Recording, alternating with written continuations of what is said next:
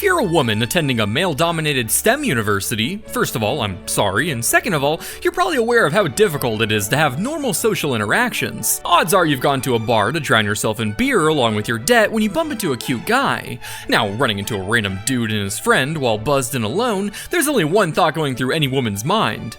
Dear God, I hope he's not an engineer. He then introduces himself as Reynold, a third-year student studying industrial engineering. Oh, thank God, you think to yourself. At least he's not an engineer. The two of you start to hit it off when he excuses himself to use the restroom, leaving you with his quiet friend. Feeling confident, you turn to him and ask, "Hey, what's Reynold's number?" Lighting up in a way only a nerd blind to social cues would, he says, a Reynolds number is a dimensionless quantity denoting the ratio of inertial to viscous forces. It's used to describe flow patterns from laminar flow to turbulent flow. That's right, you've just committed the cardinal sin of asking a question as a female in the presence of an engineer. For example, you know when you use a garden hose set to jet? That water's chaotic. That's a high Reynolds number, turbulent flow. Pouring honey from a bottle on some toast? That flow's nice and steady, low Reynolds number, laminar flow. Force feeding a child the liquefied organs of their sister's desecrated corpse? Kid's coughing that right up, high Reynolds number, turbulent flow.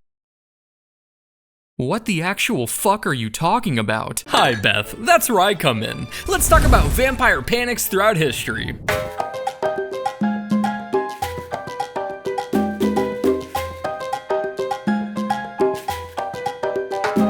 Believe it or not, Bram Stoker's Dracula isn't the first major vampire book out there. In fact, it was partially inspired by the novel Carmilla, released a whole 25 years before. Not only was it one of the most influential vampire books of all time, but it also showcased the first lesbian vampire in history, a creature of unearthly beauty with the ability to shapeshift and pass through walls to feed on her victims. But if you're looking to get sucked by a creature with even more unearthly beauty, you needn't look further than the new limited edition vampire BlueJay plushie. There I was, consuming a fan behind a Long John Silver's when I thought to myself, golly, there's gotta be a more efficient way to feast on my subscribers' blood. When along came none other than U2's itself. In exchange for its life, they partnered up with me to create the first ever Halloween-themed BlueJay, a devilishly handsome demon complete with fangs and drip that fits just perfect on top of your bed so I can prey on you in the comfort of your home. It's spooky, it's squishy, it's probably HIV negative. Offering your flesh to the vampire BlueJay is your one-way ticket to the popular lunch table. Come on, all the cool kids are doing it. But there's only so much blood my hive-minded disciples can drink before they've had their fill, so click the link in the description to buy yours today before they sell out forever. And remember, it's only a parasite if you don't like it. Vampires have a storied history of infecting the annals of folklore of various cultures throughout the world.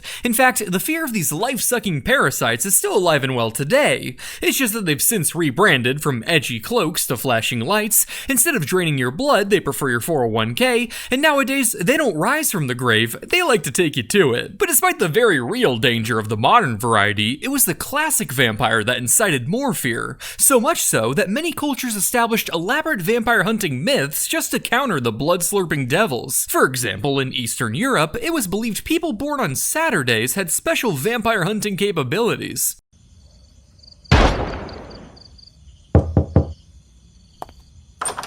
Hey Steve, just popped by to let you know I cleaned up like 9 vampires in your backyard for you. Oh really? I don't see anything. Yeah, you wouldn't. You have big Sunday vibes. They're only visible to us Saturday boys, but don't worry. I'll keep an eye out for you. Sure. Thanks, Tom. Yeah, so that'll be $2,000. And just like Americans with the metric system, certain signs freaked people out the most, resulting in periods of mass hysteria that would become known as vampire panics. Back in the 18th century, God looked upon the misery of Eastern Europe and was like, wait, watch this.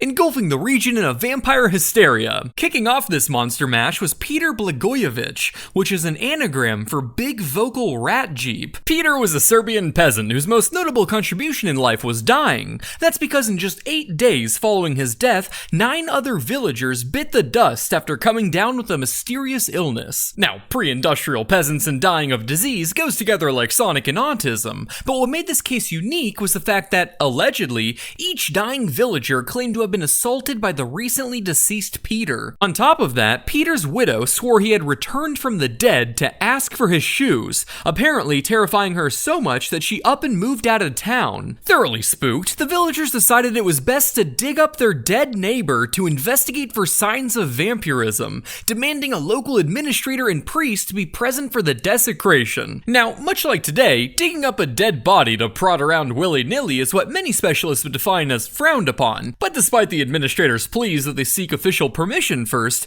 the villagers were kinda beyond the whole worry about proper bureaucratic channels stage of their vampire psychosis, and disinterred it anyway. To their horror, they found Peter's body surprisingly fresh. His hair and beard had grown, blood could be seen in his mouth, and new skin and nails had appeared on his hands. All of the telltale vampire characteristics, or as we say today, normal decomposition. But to be fair, we are talking about a time before we had Dr. Mike to teach your average Joe basic medical information, so they get a pass on this one from me. The populace then drove a stake through Peter's heart, after which it was reported that blood began to flow from his various orifices. For them, this just added more proof that he was a vampire, but for those of us who grew up with water rockets, you'd know this is the expected reaction after squeezing a fluid-filled sack.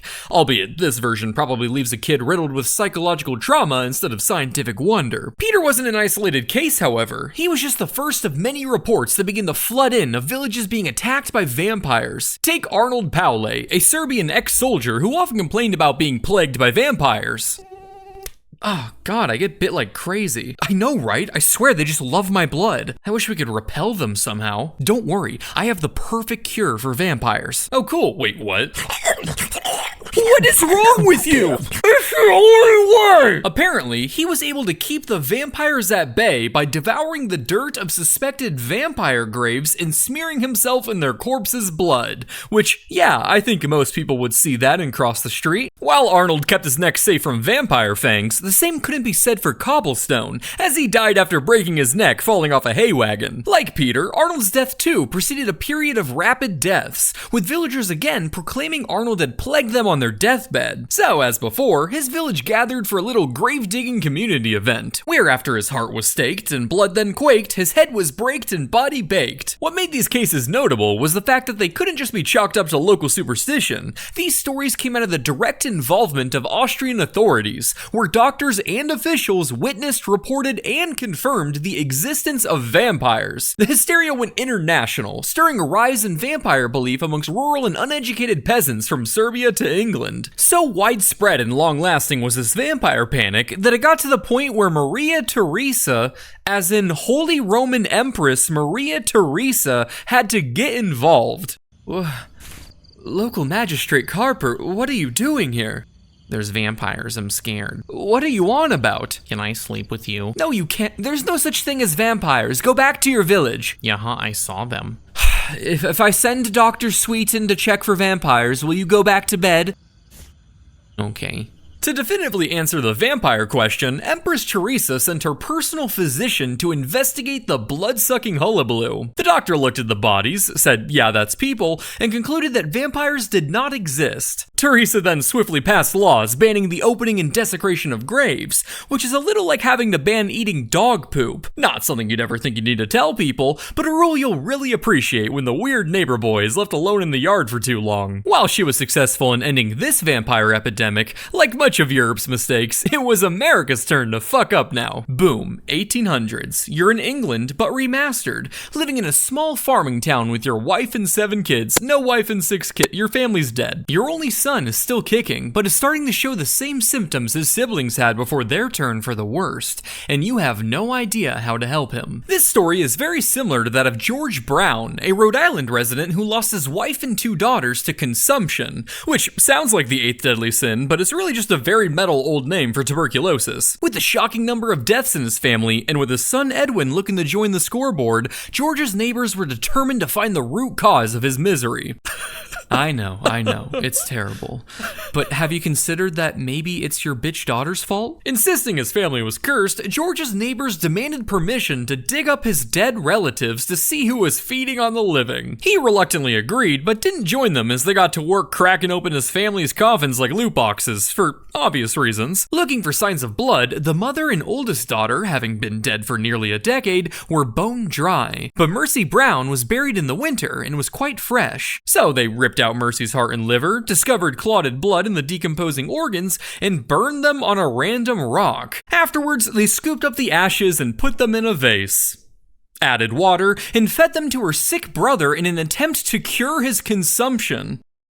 What's the matter, Edwin? You've barely touched your Mercy. Now, you might just think this is a rare case of batshittery, but this was all taking place during a period known as the New England Vampire Panic, a time where upwards of 25% of all of New England's deaths were due to consumption, causing many superstitious rural communities to lose their marbles and blame vampires. After all, when everyone you know and love starts up and dying for reasons you can't quite explain, you kinda just start trying anything that comes to mind, including digging up and desecrating bodies, apparently. It's important to note, however, that we don't have evidence that these villagers ever actually used the term vampires. That's just how it was reported in the papers. But hey, if it walks like a duck and quacks like a duck and has its chest cavity ripped open and organs melted into a gore smoothie to put a stop to evil spirits feeding on the blood of relatives, like a duck. For all intents and purposes, this is a vampire. When a corpse was determined to be a vampire, solutions ranged from just flipping the body over in its grave to full-on decapitation, dismemberment, and literally making a skull and crossbones with the femurs. Of course, no vampire hunt was complete without a little organ barbecue, and like with the Browns, the ashes would be fed to the family, or they'd get together to do a little cremation hotbox like a dystopic precursor to medical marijuana. Yo, which strain is that?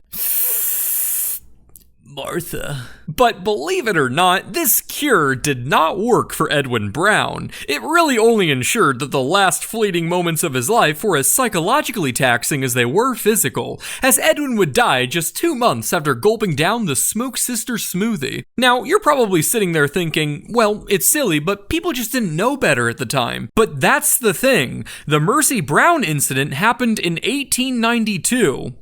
The tuberculosis bacteria was discovered in 1882, a whole 10 years before this horror show and long after germ theory had been considered proven. In fact, a doctor was present for Mercy Brown's desecration and performed an autopsy on her. Yeah, that's tuberculosis. Roast her on a stick? Alright boys, get out the George Foreman. You heard completely different from what I said somehow. Feed her to Edwin now. With this story, you might be tempted to point and laugh at the people of the past for not understanding their modern medical information, because that's totally not a thing today. But if we can learn anything from these vampire panics, it's to not eat your sister. Sound advice that should serve you well in more ways than one. Vampire panics, 7 out of 10 stars. But my merch, 10 out of 10 stars. Buy it now. Do it now. Right now. You do it now. Go and do it. Throw money now.